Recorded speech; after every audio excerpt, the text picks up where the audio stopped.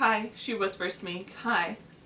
Her hand is soft against my cheek and I can't seem to wake up. Maybe it's because I don't want to. It's been so long since I dreamed of Cassia. Kai, she says again. I open my eyes. It's Indy. She sees in my face that I'm disappointed. Her expression falters a little. But even in the faint light of the early morning, I can see triumph in her eyes. What are you doing? I ask her. You should be in quarantine. After you brought back Caleb, they took him away and locked Indy and me both up in quarantine cells. Here in the base. At least they didn't put us in City Hall. How did you get in here? I asked, looking around. The door to my cell is open. Everyone else that I can see looks asleep. I did it, she says. I've got a ship, and I've got her. She grins. While you were sleeping, I flew to Central. You went to Central? I say, standing up, and found her? Yes, Indy says. She's not sick. She's fine. And now you can run. Now we can run. We can get out of here. I know it's dangerous, but I feel like I can do anything if Cassia's really in Cadmus. When I stand up, I'm dizzy. For a second, I put my hand on the wall for support, and he pauses. Are you alright, she asks. Of course, I say. Cassia no longer in Central. She's here, and she's safe.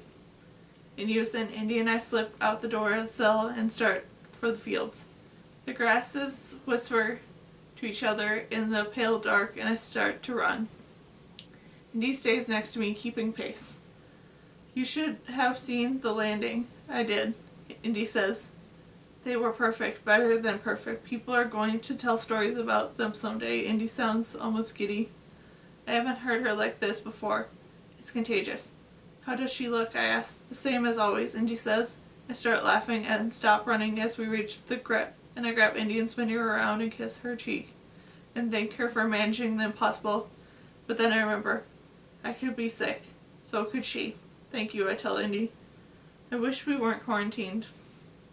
Does it really matter? She asks, coming a teeny bit closer. Her face is full of pure joy, and I feel that kiss again on my lips. Yes, I say, it does. Then I'm struck by fear. You made sure Cassia wasn't exposed to the new virus, didn't you? She rode in the hold almost the whole time. And he says, the ship has been sterilized. I didn't really even talk to her. I'll have to be careful, wear a mask, stay out of the hold, keep my distance from Cassia. But at very least I can see her.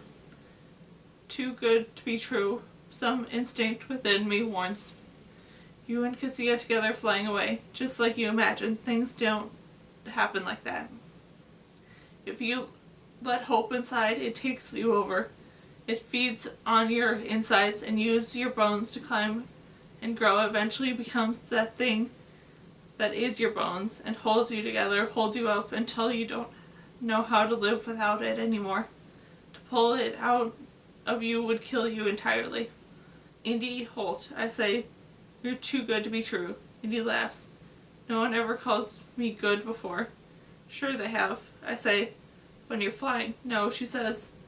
Then they say I'm great. That's right, I say you are. And in unison we're both running again for the ship. They huddle against the morning like the flock of metal birds. This one, Andy says, I'll follow, and I follow her. You first, she says. I scramble up the cockpit, turning around and ask, who's going to fly? I am, says a familiar voice. The pilot emerges from the shadows in the back of the cockpit. It's all right, Indy tells me. He's the one who's going to help you run all the way to the mountains. Neither the pilot nor I say anything. It's strange not hearing his voice again. I'm so used to him talking at us from the screen. Is she really here? I ask Indy quietly, hoping that she lied to me about Cassia being on board. Something about this seems wrong. Can't Indy feel it? Go see, Indy says, pointing at the hold, smiling. Then I know.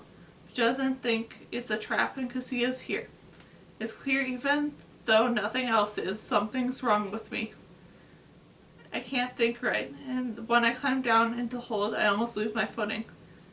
There she is, after the months we were in the same ship, after all, right here. Let's take the pilot down, let's Let's take each other all the way to the other lands. Cassia looks at me, her expression strong and wise and beautiful, but Cassia's not alone. Xander's with her.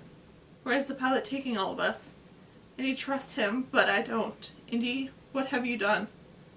You wouldn't run with me, Indy says, so I brought her to you. Now you can go to the mountains.